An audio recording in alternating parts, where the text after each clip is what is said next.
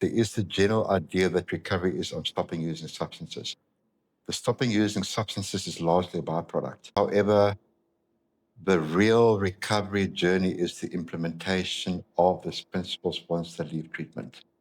So it's difficult to gauge where the individual is with regards to the whole recovery process. This is why we check in with them on a regular basis.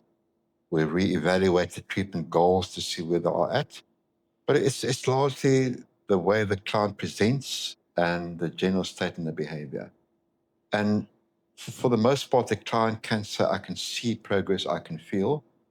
Or some may say, I was hoping to be further down the path than I am. So we just look at which areas they can acknowledge. It can take anywhere between 30 and 90 days just for the brain to start to recuperate from the impact of the chemicals.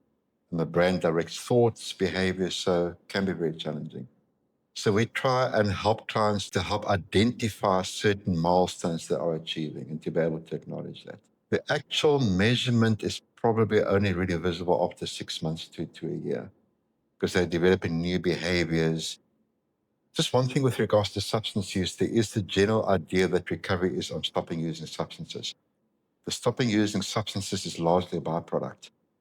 I start to do with the underlying patterns, the thought patterns, the emotional association. So it's more I learn to progress to a place where the need for the substances become less. So even with a client, when a client says, I realized I haven't had cravings for the last 2 weeks. So we then indicate because your mind is focused on something else, you're learning other coping mechanisms. You're not so triggered anymore by anxiety, for example.